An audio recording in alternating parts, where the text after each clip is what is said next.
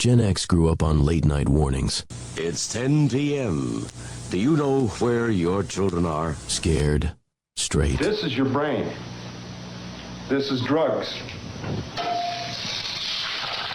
This is your brain on drugs. Any questions? And were inspired by movies that defined a generation. We're all pretty bizarre. Some of us are just better at hiding it, that's all. Hey, Doc, we better back up. We don't have enough road to get up to 88. Roads? Where we're going, we don't need roads. I feel the need for speed. We found our attitude in comedy. I'm Gumby, damn it. You see that sign? No shirt, no shoes, No dice. Right.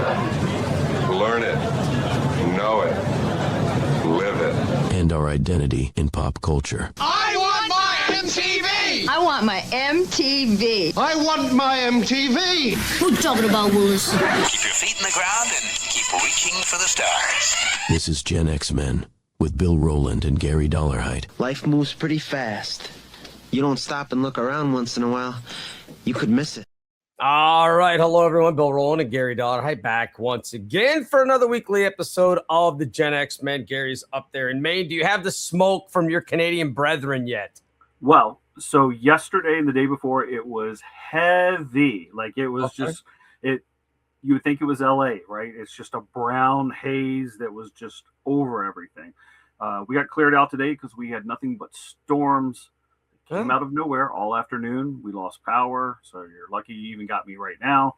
But yeah, it was very interesting because it took a moment to go, why does it look like this? Because it was this sulfur orange brown haze, right? And then it was, it's all over the news. It's the Canadian wildfires and the smoke coming down. And I know a lot of people have said, well, there's been fires before. We've never seen this, but it's not really coming down because aren't you pretty much on line with Canada? If my geography is right, Maine in a lot of cases is actually north of Canada.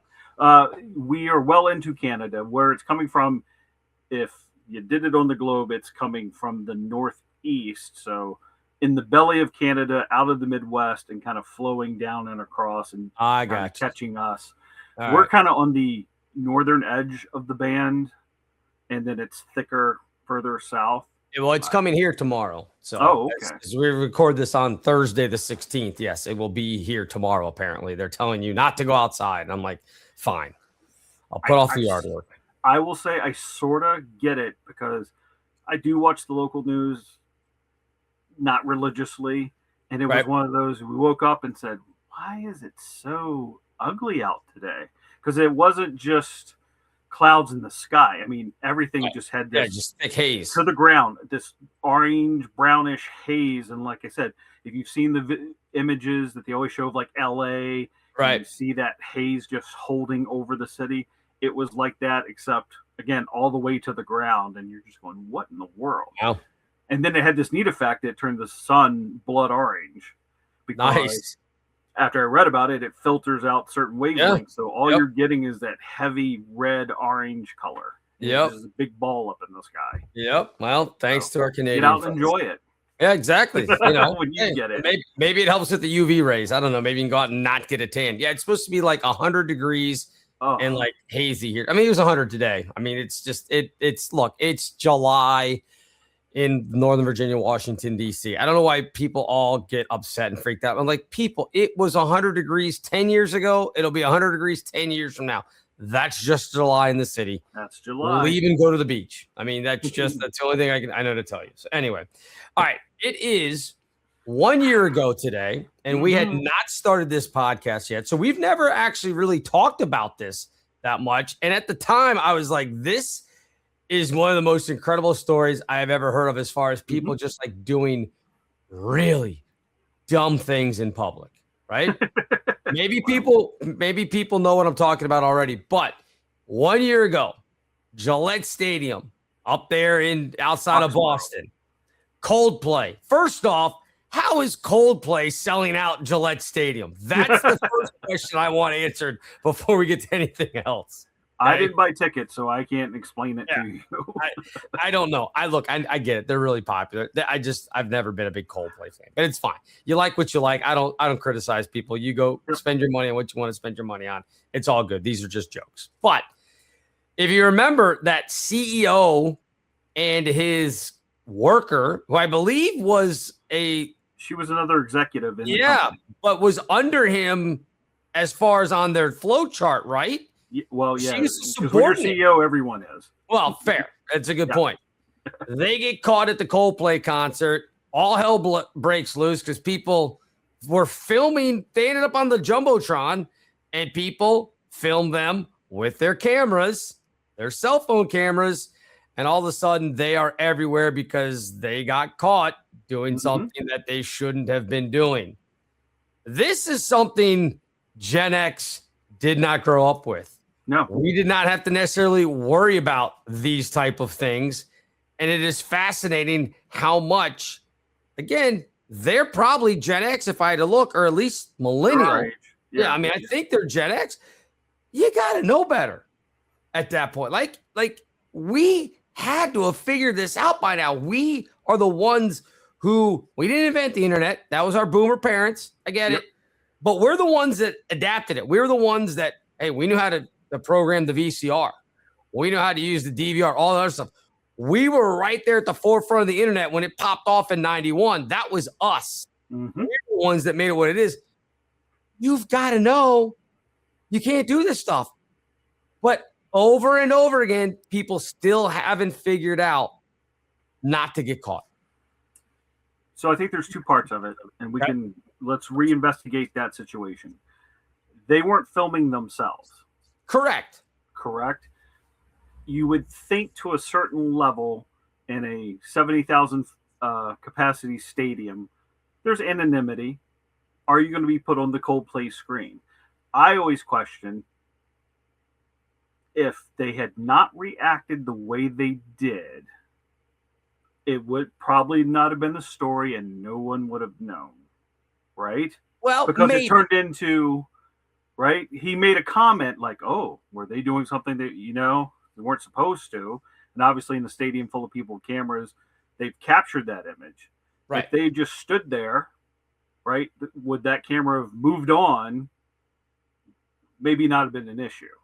But maybe. It may be because, and you might know this, wasn't there a question of whether his wife or something was there too? Like, I don't remember that part. I mean, okay. I can't imagine that. I mean, like, he was there in another section, you mean? Like, yes, I thought, yeah. But I mean, I could be wrong. Maybe I can't imagine how dumb you'd have to be to take a chance on, okay, well, yeah, my wife's going to Coldplay. I'm going to go as well. And I mean, yeah, there's 70,000 people. We may not run into each other. That is, I mean, you could just be walking around the concourse, out in the park. That would be a disaster of a chance to take. Right. But in any case, my thing is, maybe they would have gotten away with it. Maybe. But in this day and age, you're up on the screen. There's still going to be people that go, hey, I think I know that dude. And that's not his wife. Yeah. Like that's my only thing. Maybe. Yeah. And the other hitch to it was, I mean, where did they foul up? They were there with coworkers. Oh, that's true. It was a company thing. So other people in the company already knew because they weren't obviously hiding off in he didn't grab her and they went away for the weekend. They were there with other coworkers. So they set themselves up big time from the start of, getting caught or being known. Right. Right. And that's a pretty big company. So, yeah, there's always a possibility someone could look at it and say, hey, isn't that so-and-so? And like you said, that's not his wife. Right. Right. And how many people, again, have gotten caught with this where you tell somebody, girlfriend, spouse, boyfriend, whatever it is, that you're going to be out somewhere or you're working late or whatever, and you end up, for whatever reason, going out with your friend group or people that you're friendly with, and all of a sudden they're out there snapping pictures left and right, and you end up on somebody's social media feed, and your spouse, boyfriend, girlfriend goes, hey, I thought you were working late. because you're in the back picture, of the picture sucking down a beer or whatever. You're not the main focus of the picture, but there you are in the back. Again, I go to it. We were talking before the show. A lot of times, if you walked into a party when we were in high school or even in college to a certain extent, if you started pulling out a camera and taking pictures, unless you were supposed to, like obviously in the fraternity, we had a historian that would take pictures at parties or whatever. But you also knew, hey, man, let's not take a picture of this fraternity brother with his arm around, even if it's innocent, with his arm around this other sorority girl, because he's got a serious girlfriend. And even if that's just an innocent, we're posing for pictures, that's a disaster. Don't do it. Mm-hmm. When did it stop being don't do it and free for all? Well, it's obviously the smartphone.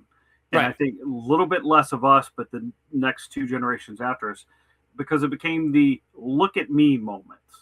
Right? Social media driving it.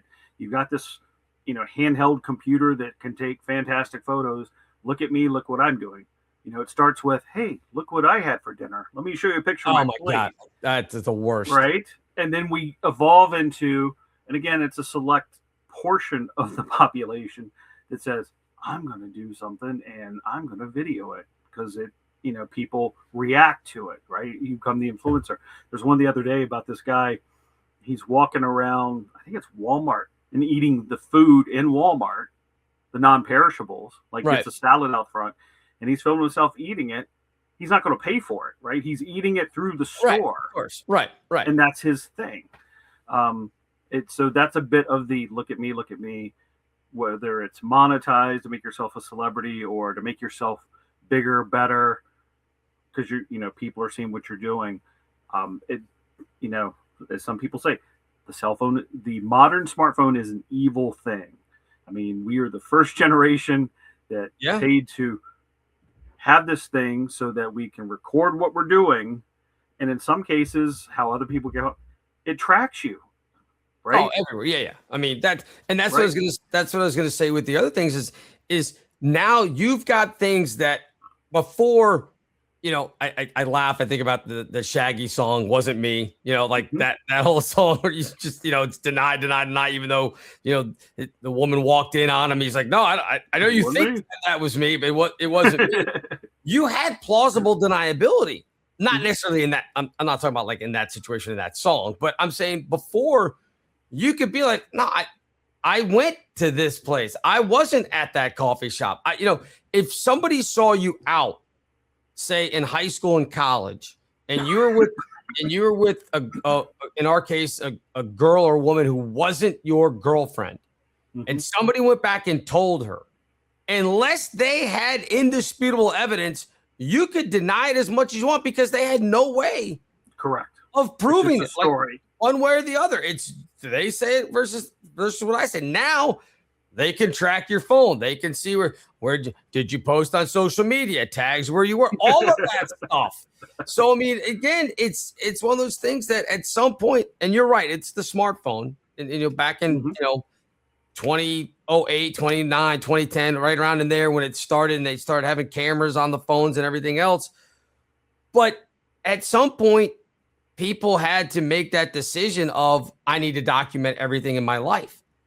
And I don't know why that is, because some of the best stories that I have and that my friends have and that my friends tell, there is zero documented evidence of it.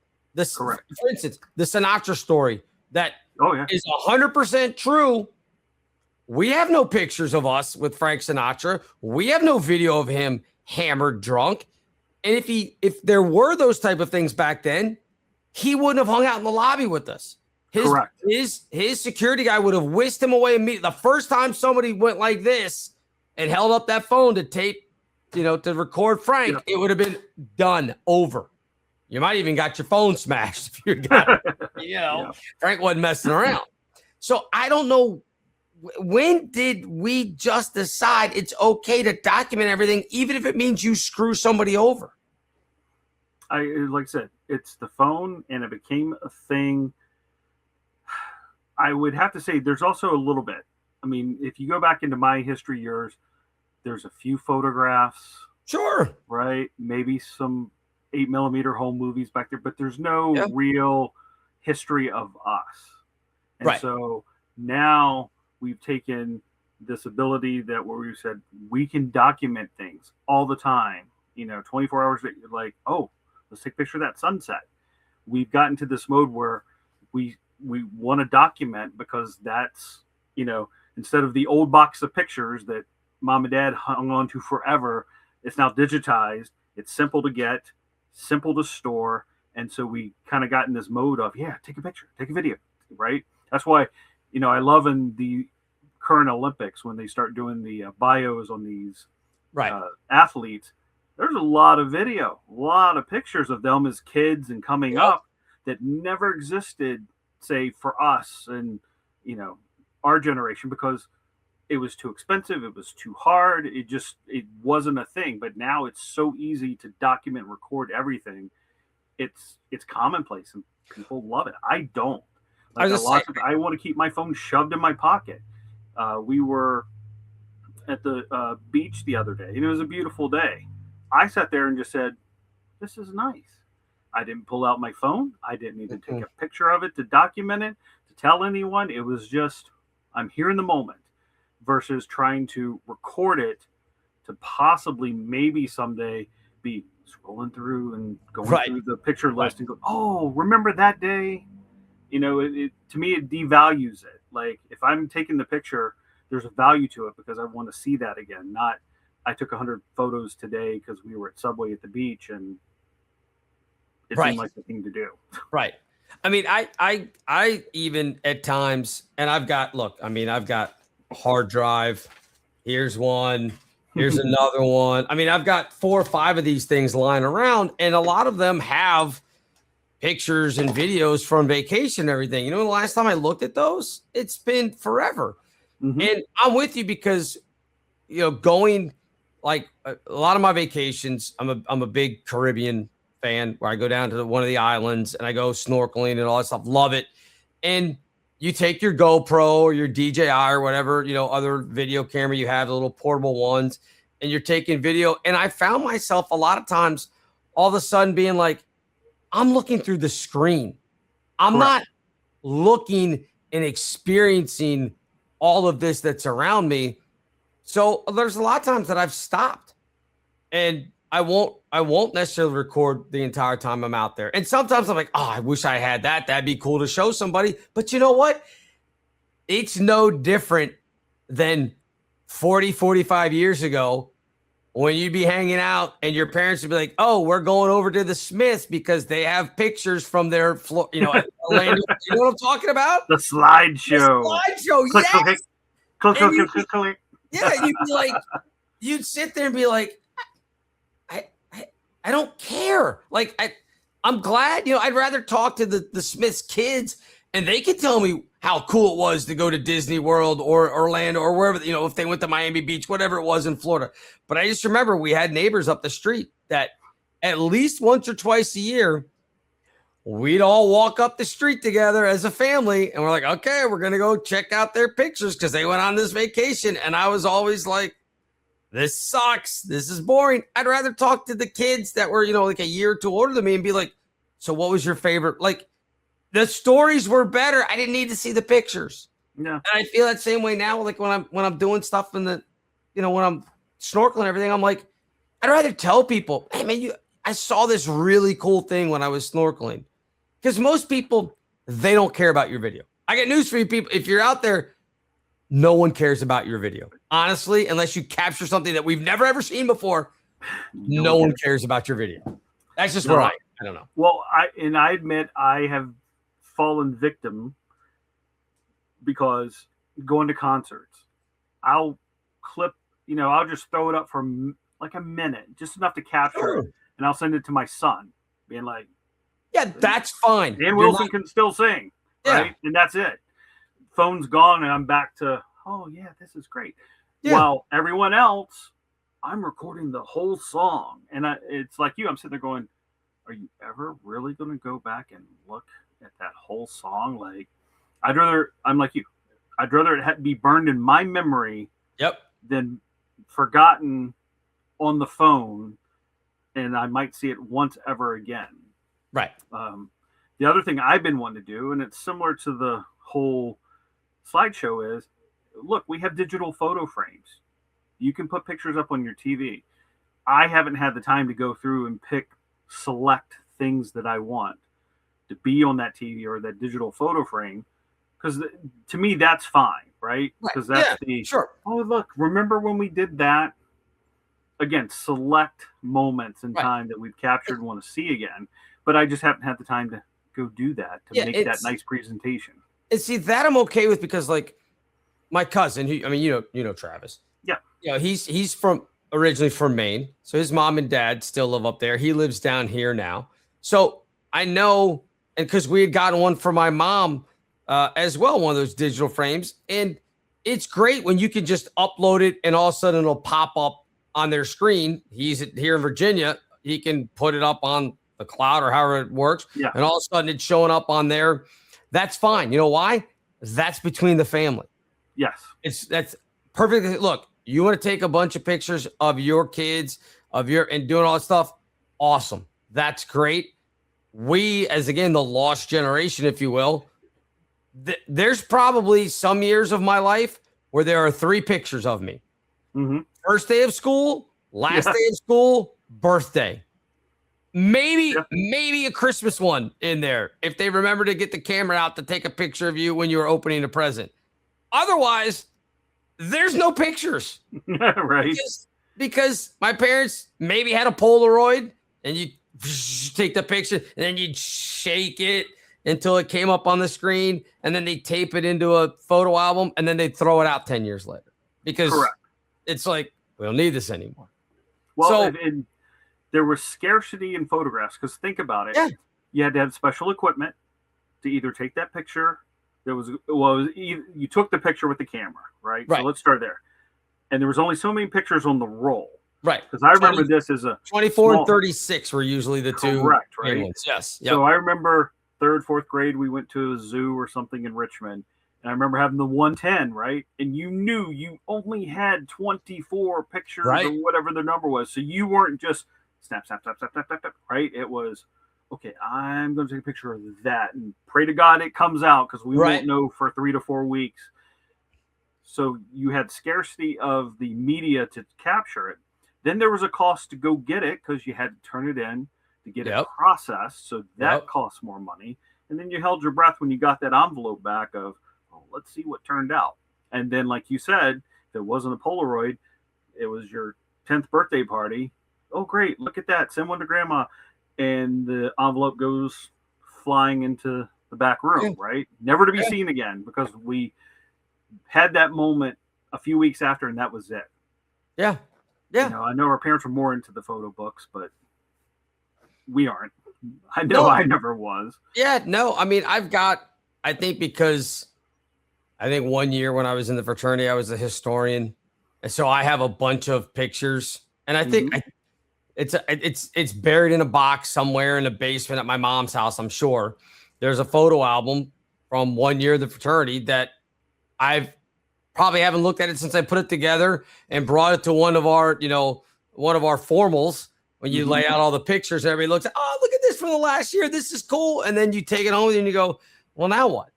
What am I supposed to do with this? So it ends up just put away somewhere. Well, Bill, you've inspired me. Should you take that album and be in contact with the current members of the chapter? Oh, say, sure. You want to come in and sit down and go through the album with them and see their reactions. No, I just hand it to them. Be like, look, here you go. This was us in 1990, 91, whatever it was, 91, 92. I don't remember exact year, but you guys are still alive. Wow. I know. Amazing, right? But that is the thing. Like, we went from being the generation that didn't share anything. Mm-hmm. Like, you didn't talk about your feelings. You didn't talk you just kind of went about your day and all that kind of stuff. To now, I feel like, and maybe it's healthier. I don't know. I don't feel like I should be in therapy. I'm sure there's probably people that be like, oh no, you should be. But, but I just think that like kids today share way too much with each other, with the world at large, all of it. And again, there are cameras everywhere watching you 24/7, whether it's speed cameras out there, whether it's the cameras in schools or when you're in the stores, or again, the one in your pocket. They're always being photographed and videotaped and everything else. Again, to the point, like I said, if you showed up to a party and pulled out a camera, people would be like, whoa, hey, what are you doing? Especially at like a high school party when there's, underage drinking going on. You're like, nobody wants this. Please stop. And now, if you don't pull out your camera and start snapping pictures at events, people are being like, you want a picture of this? I can't. So many times I'll sit there and we'll be, doing something, and maybe you sit there with your, your wife, your girlfriend, whatever, and you take a quick selfie or something, just kind of, remember the trip. And immediately people are like, hey, I'll take that for you. Like, No. we're all trained to just go grab a stranger's phone and click away. It's crazy. Yeah. I early on, I think, the Facebook and everything was new to us, and it was neat to kind of post some things because it was more about the interaction with old high school friends and other people you had not engaged with. Right. And it allowed it without being that deep committed, like, well, I'm going to pick up the phone and call Roger, who I haven't talked to in 15 years, and it's going to be awkward. It allowed you that interaction. But I think for us, then it kind of became like, yeah, whatever. And so I see what people post, because look, I'm still on Facebook only because I like to go to the marketplace and see if I can buy things around me. Right. And I do pay attention to some family members, but I otherwise don't care. And I see what people post, their opinions and what they had for dinner last night. And I keep going, why? Because, after that first wave, and I'm talking 2009, 2010, you wouldn't know anything about me. Right. At this point, those last posts are probably 15 years old, and you're going, what? Right. But some people, I guess it's their existence. Is it how they engage in their world socially now? Right? There's the expectation. You're not talking to people. You're not engaging them. But because you posted and someone commented back, you feel like you've engaged socially with other people. Right. And that's, to me, where all of this just gets kind of dark of, okay, that's satisfying that need of engagement with others. I mean, I'd rather sit down and talk to you if I run into you, stranger, whatever, than, hey, what's on your Facebook post? What'd you, Right. Well, I had a friend of mine, and I'm not going to go into it, but Yeah. he had a really good thing happen for him at work, and he posted it on Twitter, which fine. I will say a local celebrity or whatever. And I was like, oh, that's awesome. And I see all these other people that are in the same industry replying to him on his X account, Twitter account, whatever. And I was like, all right. But I'm like, you know what? That's just expected. correct? Everybody sees that and goes, oh, that's awesome. So I didn't respond to him on X. I got out my phone and sent him a text message because I felt like, you know what? That's more personal than just hitting, hey, congrats, that's awesome, send on X. Like, I don't need to announce to everybody that I'm happy for my friend. I need to tell my friend that I'm happy for him. Yes. And that goes back to what I was saying earlier, how, especially early on Facebook, whichever MySpace, whatever you want to use, you were able to engage with people, right? You were able to engage with people that you would not normally have a relationship with or connection, right? Correct. But it made you feel good because, again, hey, Roger and I went to high school 15 years ago, and he just said, hey, congratulations because, you bought the new car, right? You're right. It's fake because it was obligatory then as it is now on Twitter versus who the real people are who sit down and go, let me send them a text. Hey, congrats on the new gig, man. That's awesome. Right. Who's real in your world at that point. Some people, if they're 5,000 connections, you just go, Right. And look, I mean, again, when I was for the limited time that I was on the air down here in DC and Baltimore, I guess X wasn't as big as it was. Twitter wasn't as big as it was when I was in Baltimore. No. Facebook was just starting out when I was up in Baltimore the first time around.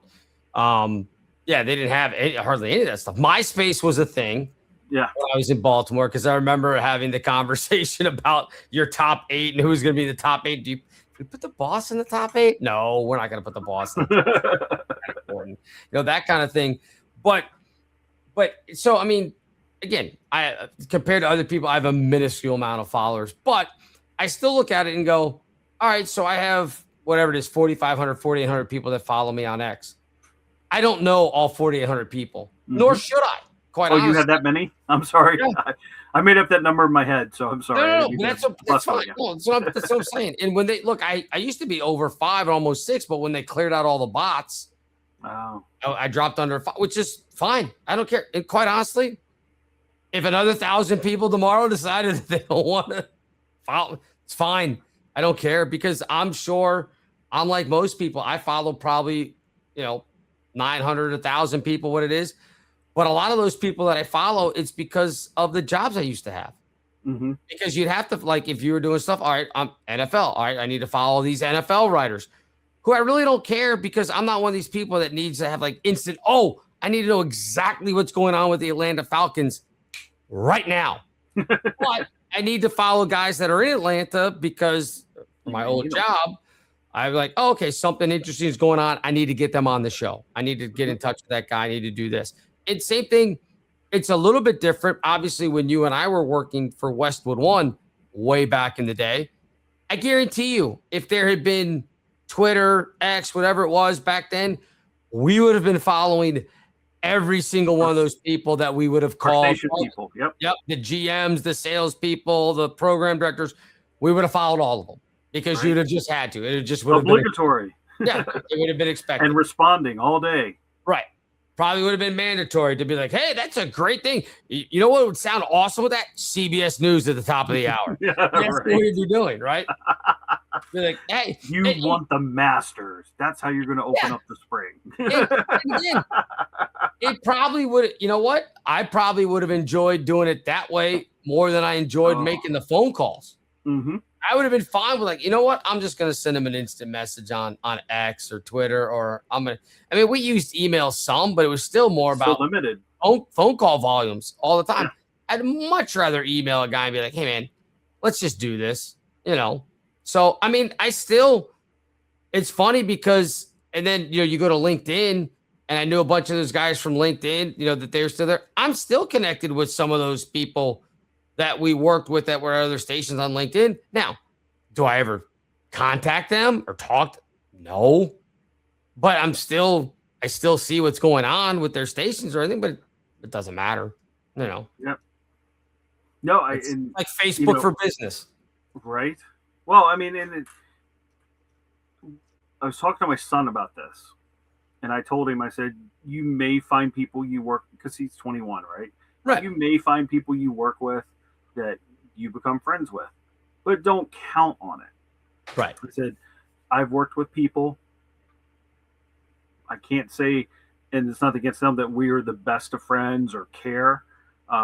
It's just been a cursory thing over the years. But if you look at my core friend group, that I would say, these are my friends. It's you and Jim. Is people that I went to college with and spent a lot of time with. Right.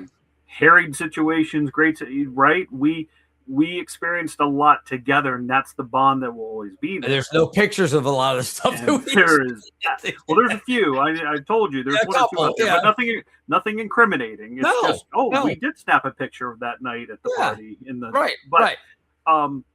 That's what our basis will always be on. Not you sat in a cubicle next to me and worked for me for 8 months.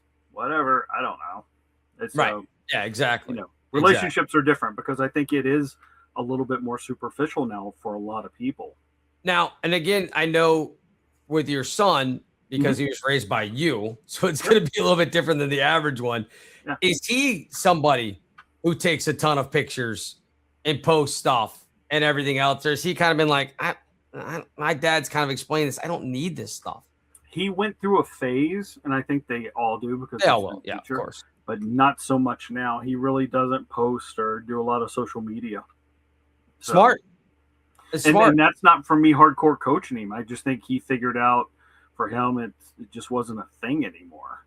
I mean, I remember, again, as my ex's kids were growing up, and again, teenage girls. I mean, say what you want. And I've coached teenage girls in basketball for 30 years now. So I've seen it all from 96. So those kids were late Gen X, all the way through.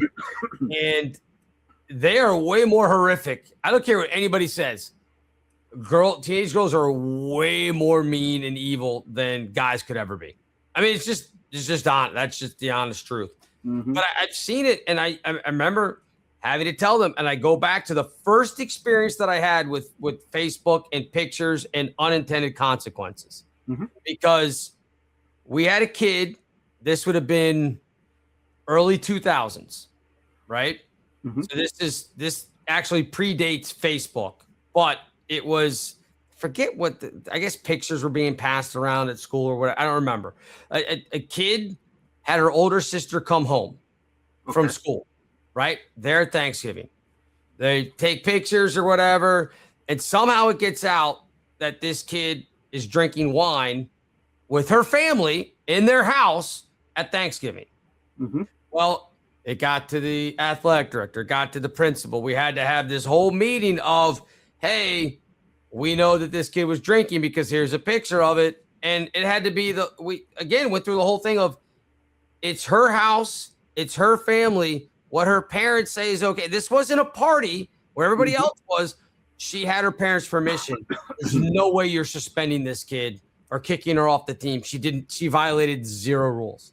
Yeah. It went from that and then to Facebook, and kids getting caught all the time on Facebook. Again, maybe in the background, you're not paying attention, whatever it is. Solo cups were a big thing. Everybody, just assumed all the way through. So I remember telling my ex's kids, like, look, you've got to be 100% careful of what you're putting out on social media and what your friends are putting out that you may be in as well, because companies are going back and looking.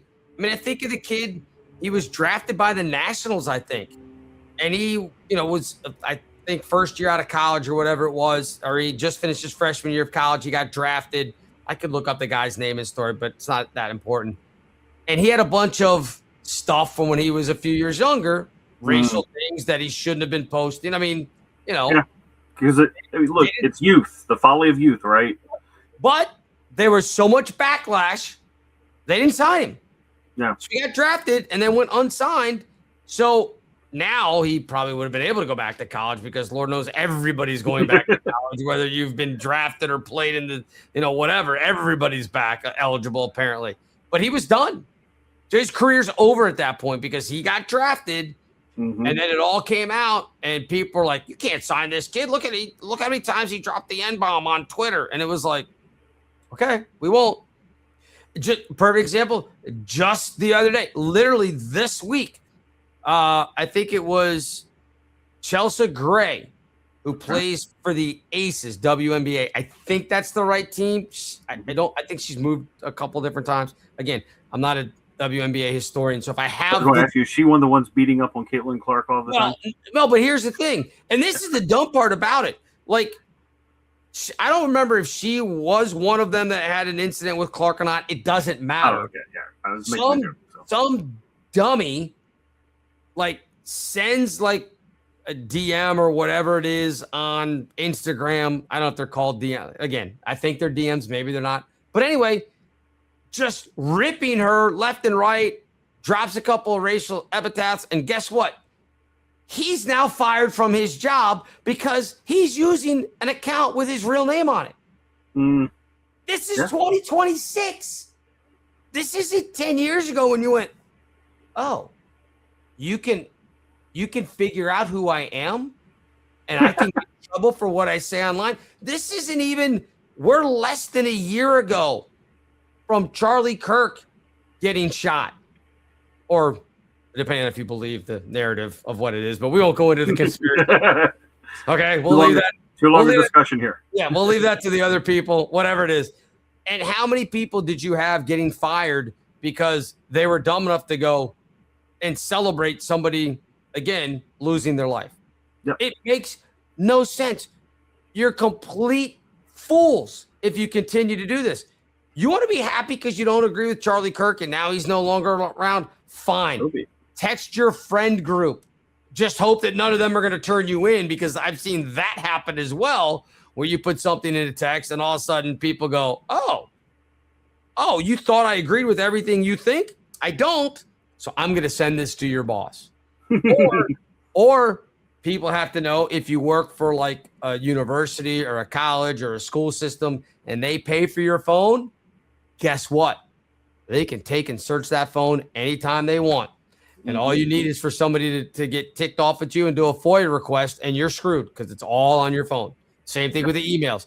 Seen tons of people get popped for emails that they don't think the company is going to look for, the university is going to look for, and all of a sudden you're like, well, I mean, we were just kidding. I was just writing back and forth to my friends. They didn't. It doesn't matter. Yep. I've had that discussion with my son. The internet never forgets, right? Exactly. And so it was the whole, look, whatever you say, whatever you post, it may go away. You may forget about it. You never know 20 years down the road in today's society what's going to come back. And I think that was also part of the reason why I stopped doing stuff. And then when I was a supervisor, we had the same issues. You get hired and say, look, we're First Amendment. You can say what you want. You don't even say you have to work here.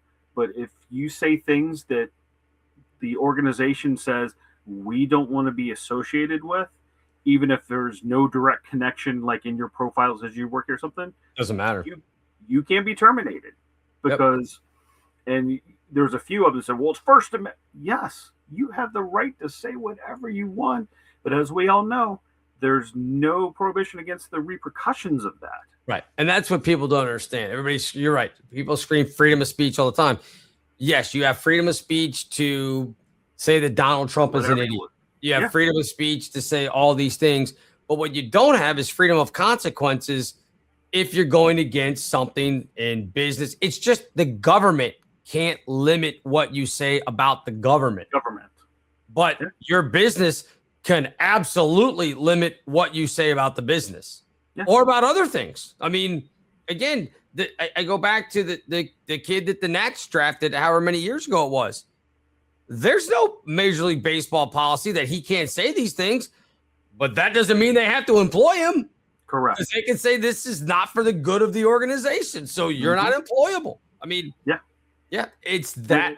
It's just mind-boggling that kids have not figured that out yet. Yeah, and like I said, that's why I stopped posting a long time ago. I don't need most people. If you want to hear my opinion, we can sit down and talk about it. Right. But other than that, I don't need the soapbox to tell you and others what that opinion is. And I see it still. People our age all the time, I'm cruising through Twitter and Facebook and go, wow, how much time do you have on your hands that you felt it was that important to say that, post it, and be happy about it? And I don't care if we agree or disagree. That just tells me how much time you have on your hands if that's the foremost thing you did today. Right.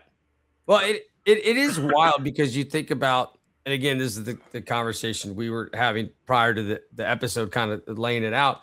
You think about, like, did you ever have a situation at all where either you were out and you saw a buddy cheating on his girlfriend, or maybe a situation, and I don't know if you ever cheat or not. I don't care. You don't have to admit to it here. It doesn't matter.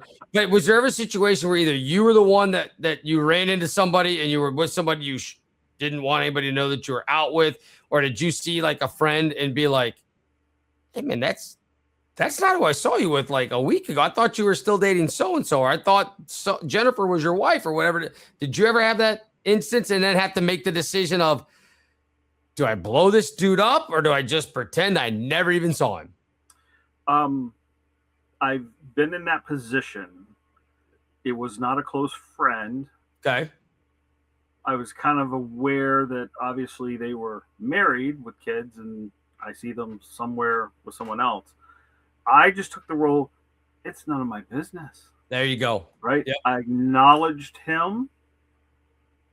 I got the scared look from him, but I just let it go because in those situations I look at it, I don't need to be involved.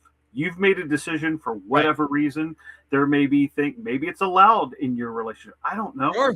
Not for me to give two hoots about it to even get involved to talk about it. So it happened once, and I just said, "Hey, how you doing? Good to see you," and kept going. Right, because I also know he didn't.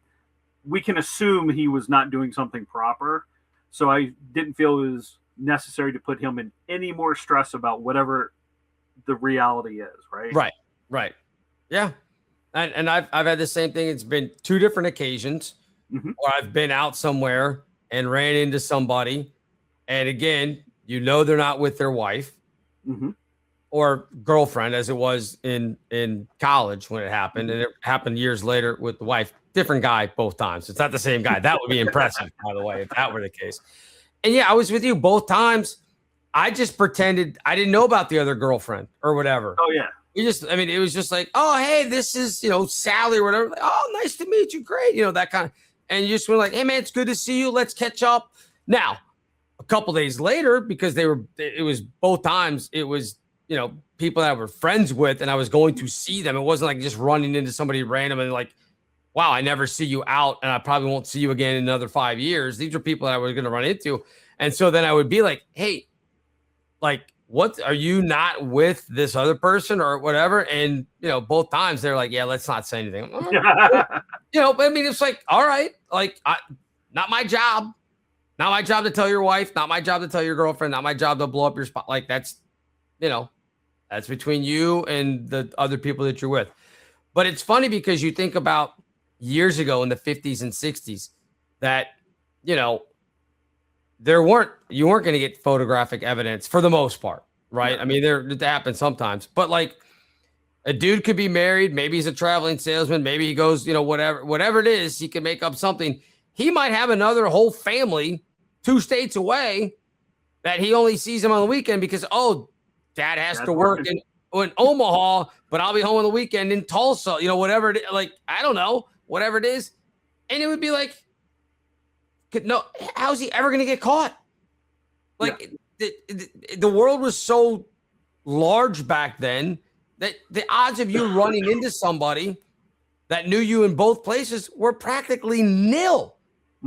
Now there's I'm not going to say there's no chance because there's going to be somebody out there. There's always a chance. I'm doing that right now. But the odds of you being able to pull that off, unless you're completely off social media altogether, are very slim. Yeah. Along those lines, and it's my own funny dating story. Okay. Went out with a woman twice. No red flags, nothing seemed weird. Everything was just fine, right? And we weren't at a point where, you ask too many questions. Life is just, hey, how you doing? Yeah, having fun. And one night I'm at the grocery store. And I'm walking down the aisle and I go, wait a second. And there she is with a male. Oh, no. And the 2 kids. One riding in the little kid seat, right? She's pushing, and the other one's like, mommy. And I'm just going, So did I go and blow it up? No. I didn't follow it. I stayed back, followed 2 aisles, just kind of go, well, is it an uncle? Is it a because I'm looking for the telltale ring or a little hug, something that said, because if you not at that moment, but if you say something later, it's like, oh, well, I was with my brother. Why didn't you say hi? Right? You should have said hi. Like, Yep. Okay. So I waited and watched, look, and sure enough, there was enough there to go, all right, she's married. This is horrible. I felt so dumb. Yeah. Well, I thought about it for a second. I was like, should I just go? Not to blow it up in the sense of, oh, hi, I'm Gary, and I've been out with your wife twice. Yeah. It's going to put her in that position of, hey, Lisa, right? Didn't we meet one time? Just very vague, generic, so it didn't seem weird, but it would put her in a full panic mode. Yeah, what am I going to do? That's tough just because you don't know how the guy's going to react. Mm-hmm. That'd be the only thing. So, yeah, I've never, and I got really good when I was mid-20s, early 30s of first thing out of the bar at all. I looked immediately for a wedding ring Or if it was summer, because, you know, if she's out or whatever, you look again for the tan line. Always look for the jewelry, anything at all, because again, most women aren't going to, if they're out cheating, they're not leaving their wedding ring on or their engagement ring. But it was also like, don't waste your time. That was the other thing. And if they had the tan line, then you're like, really don't waste your time, because this is not going to happen. This is a mistake. I never had the thing that you had, despite, you know, being on an occasional dating app. The only thing that I had with the dating app thing, and I told Carrie about this when we first started dating. It's just kind of like hey, this is a giant red flag. If you plan on doing this, we should I'll pay for dinner. We'll go our separate ways right now, because this will not work. I went on a first date with somebody. And again, this was, I don't know, 5 or 6 years ago, whenever my last relationship broke up before Carrie's. And the woman, like, within the first 10 minutes was like, where do you think you're going to be doing in 5 years? Like, had a whole, and I was like, I don't even know what I'm going to be doing in 5 months. Like, I have no idea. Screening questions. Yeah, I'm like, you could just tell the line of questioning was, she had a timeline on things like this, this, and this, and this. And I was like, I'm not doing, I'm like, no, like, immediately wiped my hands of that and said, we are done here. We are finished here. And I was like, good luck with everything. But I'm not the guy, because I cannot tell you where I'll be in 5 months, a year, 3 years, 5 years. I have no idea. I could be dead, get hit by a bus, leaving here tonight. So I'm not going to give you promises of what I'm going to be doing or where I think this is going to be in 5 years. Good luck to her. I have no idea what happened to her. No clue. I hope she found whatever she was looking for. But yeah, it was just kind of like bizarre. I don't know. I've heard this from other friends. Dating at our age is bizarre, no matter what people say, especially now, because it is still about, as a friend of mine said, he goes, it's dating apps or nothing. You're not, at least up here, you know, there's not the whole, we're going out to the club or the bar. Not that those are the great, but there's no social events hardly anymore. Correct.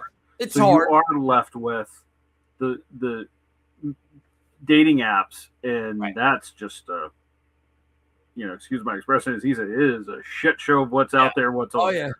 Yeah, it can be. Now, again, that's Karen and I met on there, and it worked out fine, because again, I wasn't going to meet anybody that I worked, because I was working in a male-dominated field. So, like, you're not going to meet anybody. Like, that's just not going to happen, because again, I was working a morning shift, and in the studio was me and one other guy, and then our other coworker was a married woman that lived in Nashville.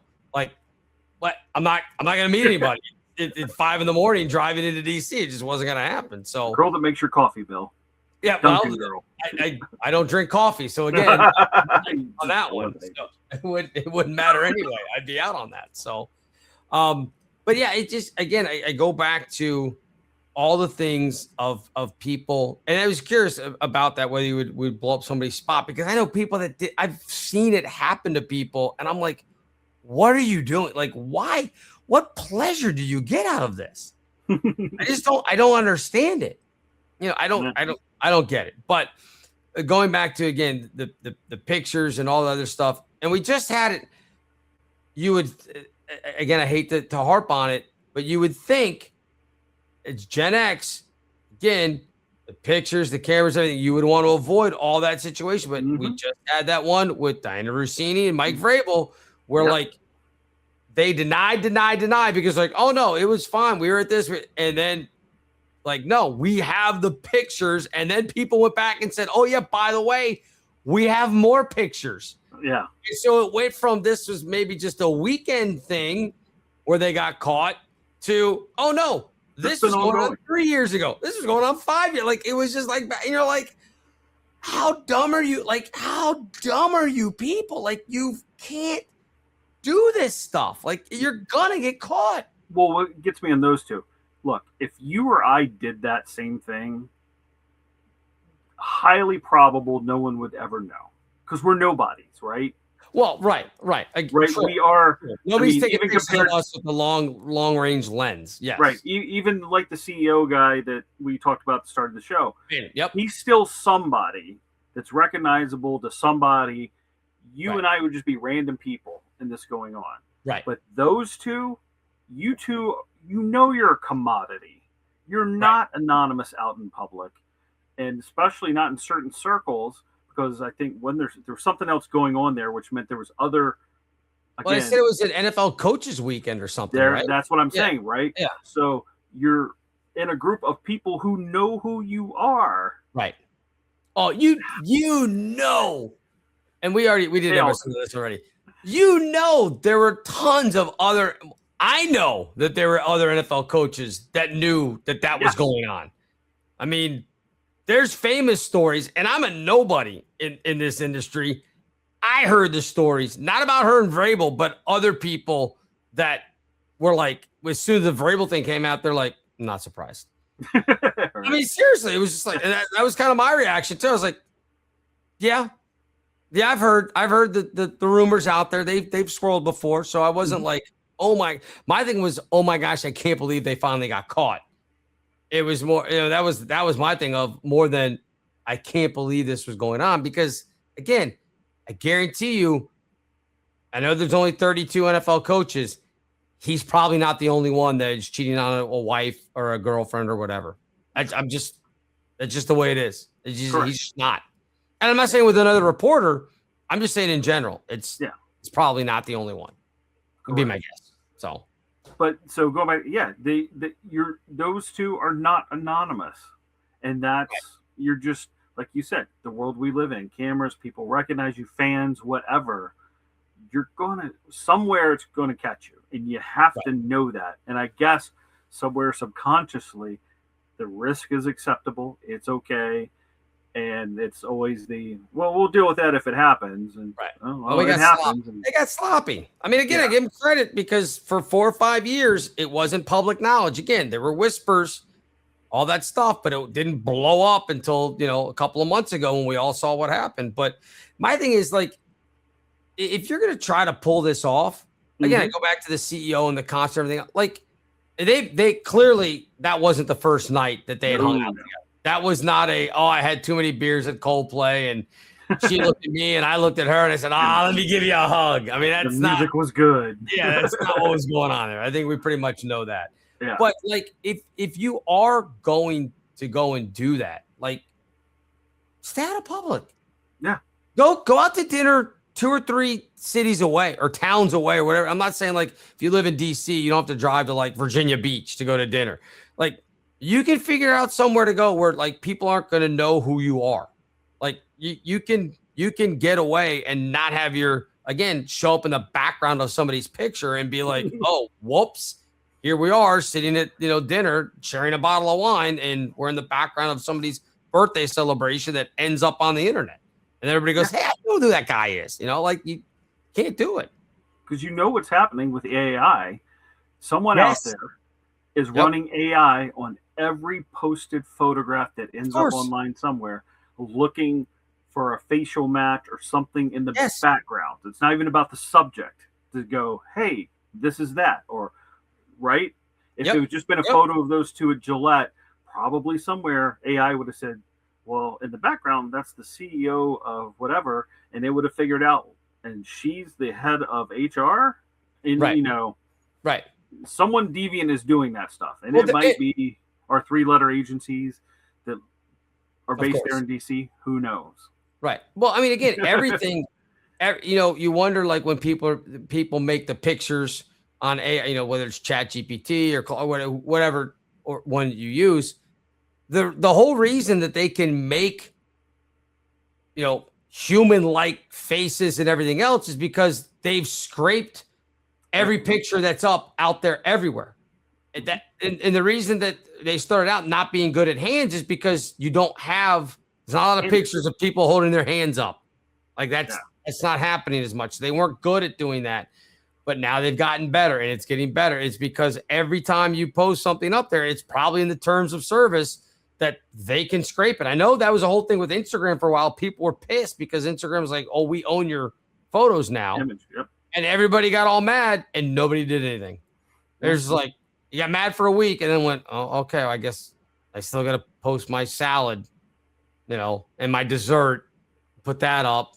I don't know. I mean, well, and not that I'm looking for street cred, sure, but I have a ton of photos of me and the various artists from working at the radio station. Of course.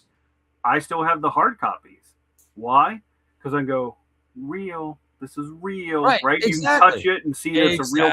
I mean, Yep. I'm sure they can fake those too now, but this, for my son and his kids, whatever, it's like, no, this is grandpa. This is posterity. This was real photos. These were celebrities. It wasn't AI and made up one day because he was bored at work. Right. Yeah, exactly. Exactly. I mean, same thing when I was working in Baltimore with the Ravens pictures, me and Ray Lewis and Dion and Adele Thomas and all those. Yeah, all that stuff. Again, the only one we don't have is Sinatra. And that's fine because it's a way better story. And it probably would, maybe he would have posed for photos, but it sure as hell wouldn't have gone around shaking hands and talking with everybody for the 10 minutes that he did. That was not going to happen. People wouldn't have allowed that under current circumstances. Right. And he probably would not have hit on my girlfriend with it on video like he did. I hope she still tells that story. She does. I talk to her every once in a while, and I'll send a text every year. You get it. I'm always like, hey, happy Sinatra Day. And I send it out to everybody that, this was back in 1994. This was the day we met Frank Sinatra. So yeah, we still take care of it. All right. We've done an hour. I think we've solved all the world's problems with pictures and not getting caught and all that stuff. It popped up on my feed today that it was a year ago today that those two at the coal plant. I went, how have we not, after that, we still didn't learn. Like, again, Rossini and Vrabel get caught. All these people continue to get caught. Like, learn your lesson, people. We learned it early in Gen X. Don't pull out the camera when there's shenanigans going on. That was the key. And I know I've told this story that I lived in a small rural county. And when I decided to, partake of another female, not cheating, I went to the next county because everyone knew everybody within the one county. Yep. So we're going to kind of make this relationship be less of a focal point by going across the border. Still got caught, but that's okay. But it was, we're, like you said, nowadays, go find yourself the Airbnb in the middle of the mountains and hide out so that you don't end up in the photographs. Exactly. All right. Do you have any parting words for us before we get out of here? Just remember, like I said, the internet lasts forever, so don't put it out there if you don't want it out there. This concludes this episode of Gen X Men with Bill Rowland and Gary Dollarhite. Gen X Men is now off the air.